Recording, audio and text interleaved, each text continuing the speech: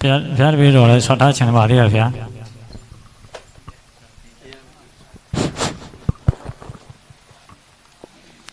မြတ်စွာဘုရားတာဝန်တာမှာသတင်းသုံးတော့မြတ်စွာဘုရားတာဝန်တာမှာသတင်းသုံးတော့ဇဘူတိုက်ကျွန်းရဲ့အာယုံတက်ချိန်ယူတော့မြတ်စွာဘုရားမြောက်ကျွန်းမှာဆုံးခံပါတယ်ဗျာမြောက်ကျွန်းမှာဆုံးခံတဲ့ချိန်မှာတွန်ကျွန်းမှာအာယုံတက်တဲ့ချိန်မှာမြောက်ကျွန်းမှာနေဝင်ပါတယ်ဗျာ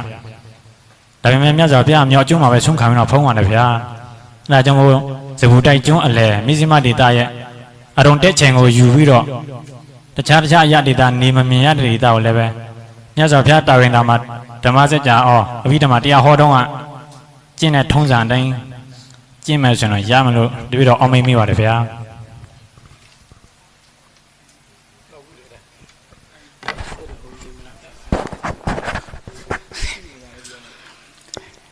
ရှင်ဘုရားတချို့နေရာတွေကြတော့လေသူကဖျားနဲ့လိုက်ယူလို့တော့မရဘူးသူကတပည့်တော်မစ္စည်းမဘာနာတထကရာမှာဂတိကာရပါဠိတော်မှာဂတိကာရသုတ်တံဆိုတာရှိတယ်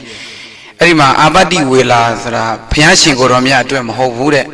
တချို့ညာကြတော့တပည့်တော်မြတ်စွာဘုရားနဲ့လိုက်နိုင်ပြီးယူလို့တော့မရဘူးအဲ့လိုတော့ရှိတယ်ဥပမာတပည့်တော်အဲ့ဒီမှာအဲ့သုတ်တံမှာတပည့်တော်ဒီမြတ်စွာဘုရားကကမ္မခံမဲနဲ့ဘုရားဖုံးတယ်ဆိုတာပါတယ်ဂတိကာရအိမ်မှာပေါ့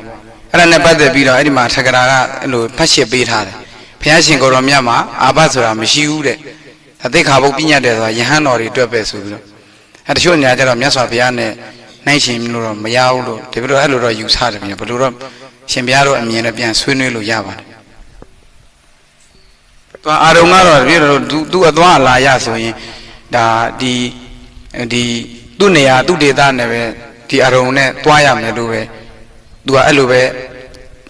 စာပေရဲ့သွားလာရအဲ့လိုပဲယူဆရမှာလေတဏှာအာရုံကိုယူလိုက်လို့ရှိရင်တော့ပြည့်တနာရှိတယ်အဲ့လိုဆိုလို့ရှိရင်နော်